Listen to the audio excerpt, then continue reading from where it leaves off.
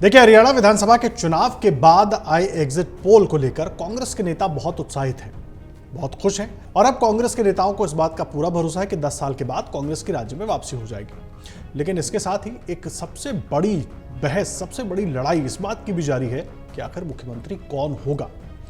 देखिए, आपको याद दिला दें कि 5 अक्टूबर को हरियाणा में मतदान हुआ था और लगभग 65% लोगों ने वोट डाला था। चुनाव नतीजे मंगलवार को आ जाएंगे। देखिए, एग्जिट पोल के अनुमान के बाद से ही मुख्यमंत्री कौन होगा इसको लेकर सुगबुगाहट तेज चल रही है, लेकिन जब नतीजे आ जाएंगे उसके बाद कांग्रेस के अंदर मुख्यमंत्री बनने को लेकर जो लड़ाई है वो बहुत ज्यादा तेज होने वाली है। आपको यहां पर यह जरूर बता दें कि बीजेपी ने विधानसभा चुनाव के दौरान ही पहले ही मुख्यमंत्री नायब सिंह सैनी को ही चेहरा घोषित कर दिया था, तो बीजेपी की तरफ से तो ऐसी कोई दिक्कत नहीं थी। लेकिन अब एग्जिट पोल में दिख रहा है कि बीजेपी पिछड़ी दिख रही है, कांग्रेस आगे दिख रही है, तो कांग्रेस में कौन होगा मुख्यमंत्री, ये बड़ी अहम बात है। हरियाणा विधानसभा चुनाव में कांग्रेस अब अपनी बड़ी जीत तय मान रही है। कांग्रेस में एग्जिट पोल के नतीजों के बाद मुख्यमंत्री पद की दावेदारी को लेकर के भी सूबे के जो तमाम दिग्गज हैं उनके बीच बड़ी लड़ाई, बड़ी प्रतिस्पर्धा दिख रही है। अब इस बीच हरियाणा के पूर्व मुख्यमंत्री और कांग्रेस नेता भूपेंद्र सिंह हुड्डा ने मीडिया से बात करते हुए अपने मन की बात कह दी। उन्होंने कहा कि मैं लोगों को तो धन्यवाद देता हूं कि मतदान शांतिपूर्ण ढंग से हुआ, और उन्होंने ये भी कहा कि मैं ये भी कह रहा हूं कि मैं ना टायर्ड हूं ना रिटायर्ड हूं। क्या पूरी बात कह गए भूपेंद्र हुड्डा और किसको ये संदेश था, एक बार पहले सुनिए। हरियाणा के लोगों के प्रति आभार व्यक्त किया सबने। बहुत शांतिप्रिय ढंग से चुनाव हुआ है, कोई अप्रिय घटना नहीं घटी है, इस बात की हार्दिक बधाई देता हूँ। सर, आपने पहले भी कहा वोटिंग ठीक अच्छी है, 68%। सर, आपने पहले भी कहा था कि रिटायर नहीं हुए हैं, आप ना टायर हुए हैं, इसीलिए ये सवाल पूछ रहे हैं। अभी भी आप रिटायर? अब भी यही कह रहा हूँ, ना मैं टायर्ड हूँ ना रिटायर्ड हूँ। देखिए, मुख्यमंत्री पद के कई दावेदार हैं। भूपेंद्र सिंह हुड्डा तो सबसे वरिष्ठ नेता और प्रभावशाली नेता ही हैं। इसके अलावा कुमारी शैलजा का नाम भी दिख चल रहा है, और गाहे बगाहे रणदीप सिंह सुरजेवाला की तरफ से भी या उनके गुट की तरफ से भी उनके समर्थक एकजुट होकर उनके नाम को आगे करते रहते हैं। अब हुड्डा जहां एक अनुभवी नेता की तरह सधे हुए कदमों से अपनी चाल चल रहे हैं, वहीं कुमारी शैलजा ने रविवार को भी मुख्यमंत्री पद के लिए दावेदारी जताने से कोई गुरेज नहीं किया।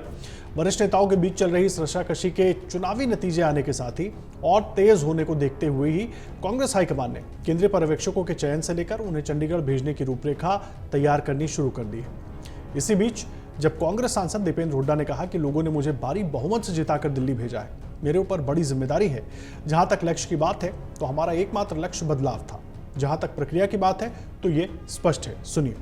बड़े बहुमत से देश की सबसे बड़ी लोकसभा में दूसरी सबसे बड़ी जीत, रोहतक में लोगों ने एक बड़े आशीर्वाद से मुझे दिल्ली पहुंचाया है, एक बड़ी जिम्मेदारी मेरे कंधों पे है।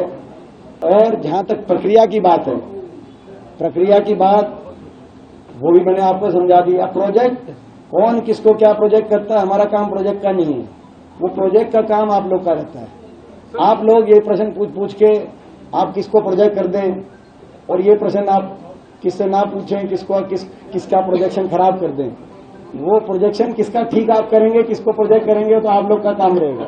वहीं पार्टी सूत्रों की माने तो विधायक दल के नेता के चुनाव के लिए केंद्रीय पर्यवेक्षकों की घोषणा मंगलवार को नतीजे आने के बाद ही की जाएगी। लेकिन पार्टी के वरिष्ठ रणनीतिकार इसकी तैयारी में अभी से जुटे हुए हैं। संगठन महासचिव केसी वेणुगोपाल और कोषाध्यक्ष अजय माकन हरियाणा की चुनावी रणनीति का शीर्ष नेतृत्व की ओर से संचालन कर रहे हैं। केंद्रीय पर्यवेक्षकों को भेजा जाएगा, मगर हाईकमान के रणनीतिकार के रूप में इन दोनों नेताओं की मुख्यमंत्री के चयन में अहम भूमिका रहेगी। कांग्रेस अध्यक्ष मल्लिकार्जुन खड़गे भी सोमवार रात तक राजधानी दिल्ली लौट आएंगे। लोकसभा में नेता विपक्ष राहुल गांधी भी चुनाव नतीजों के दिन दिल्ली में ही रहेंगे। कांग्रेस के चुनाव परिणाम आने के बाद नवनिर्वाचित विधायकों की बैठक में सर्वसम्मति से प्रस्ताव पारित कर कांग्रेस अध्यक्ष को सीएम का नाम तय करने के लिए अधिकृत किया जा सकता है। अभी जो एग्जिट पोल के अनुमान है उसके मुताबिक अभी तक की रणनीति है। हालांकि इस दौरान केंद्रीय पर्यवेक्षक सभी विधायकों से मुख्यमंत्री के तौर पर उनकी पसंद भी पूछ सकते हैं। हाईकमान पर्यवेक्षकों की रिपोर्ट और विधायकों की बहुमत राय के अनुरूप मुख्यमंत्री का नाम तय करता है। दिलचस्प यह है कि हुड्डा को चुनौती दे रही कुमारी शैलजा ने रविवार को कहा कि केवल विधायकों की राय से ही सीएम नहीं चुना जाना चाहिए, क्योंकि इससे गुटबाजी को बढ़ावा मिल सकता है। हाईकमान को विधायक दल का नेता चुनना चाहिए। अब देखना होगा क्या कुछ होता है, क्योंकि एग्जिट पोल के अनुमान से कांग्रेस उत्साहित है, नेता अपना दम दिखा रहे हैं, लेकिन आला कमान क्या करेगा, आला कमान की रणनीति क्या होगी, ये तो मंगलवार को नतीजे आने के बाद ही पता चलेगा। अगर आप ये वीडियो YouTube पर देख रहे हैं तो हमारे चैनल को सब्सक्राइब कर बेल आइकन दबाएं, और Facebook पर देख रहे हैं तो हमारे पेज को लाइक करें। 8 मिलियन प्लस सब्सक्राइबर, आपके इस भरोसे के लिए बहुत धन्यवाद।